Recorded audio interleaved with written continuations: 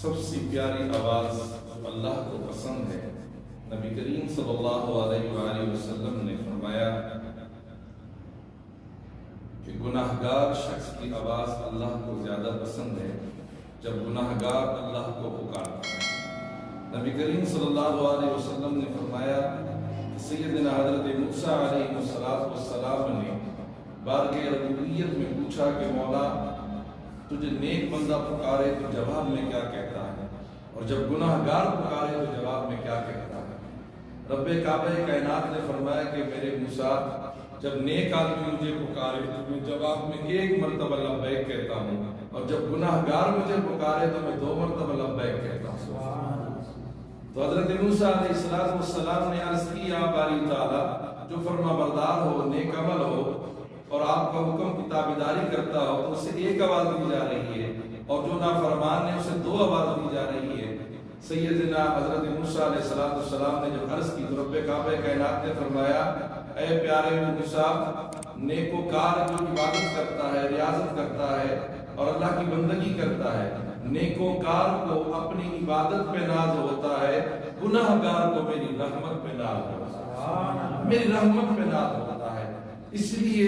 یاد رکھیں کہ جب گناہ ہم یہ سوچتے ہیں کہ ہم اگر مسجد میں جائیں گے تو ہم تو بڑے گناہگار ہیں، ہم اگر کسی آستانے میں چلے جائیں تو ہم تو بڑے گناہگار ہیں، کیسے فیس کریں گے، کیسے منہ کریں گے؟ نہیں، کہا کہ یہ آئیں مسجد میں، اللہ تعالیٰ نے فرمایا ہے کہ آؤ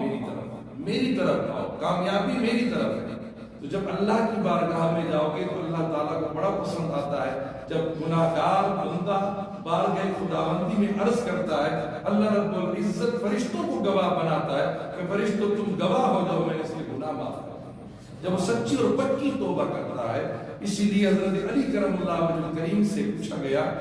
کہ یا امیر المؤمنین، جب اللہ تبارک و تعالیٰ نیک بندے پر رحم فرماتا ہے تو کیا گناہگار پر بھی فرماتا ہے؟ اگر اس کے پڑوس میں کوئی گناہگار خطاکار ہے تو اس پر بھی رحمت ہوتی ہے۔ حضرت علی نے فرمایا کہ 2 برتن لاؤ، ایک برتن خوبصورت اور ایک بیکار، اسکریپ والا، ایک خوشنما تھا ایک بدنما برتن، دونوں برتنوں کو لایا گیا، رکھ دی۔ حضرت علی کرم اللہ وجہ الکریم نے دعا کی،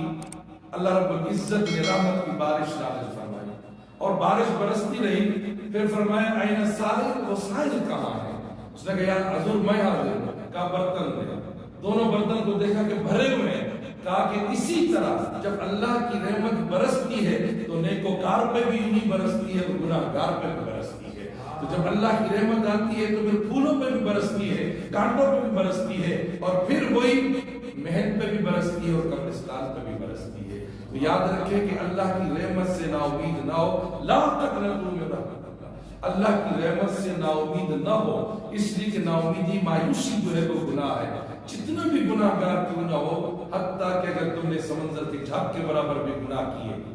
آسمان تک تم گناہ لے گئے ہو، تو پھر بھی نا امیدی نہیں کرنا، پھر بھی اللہ غفور رحیم ہے۔ اور اللہ خود فرماتا ہے کہ یا ایھا الانسان ما غرک بربک الکریم، اے بھٹکے ہوئے انسان، اے بھاگے ہوئے انسان، اے بھولے ہوئے انسان، تو مجھے بھولا ہوا ہے، آجا میرے قریب، تیرا رب بڑا رحیم ہے، تیرا رب بڑا کریم ہے۔ ایک ماں اپنے بچے سے کتنی محبت کرتی ہے، اس کا اندازہ تو ہم نہ لگا سکے، اس کا میزان نہ کر سکے، تول و ناپ نہ کر سکے، کوئی مقدار نہ کر سکے کہ ایک ماں بچے سے کتنی محبت کرتی ہے، لیکن آواز آتی ہے کہ ایک ماں کی محبت کیا، خالق کائنات 70 ماؤں سے زیادہ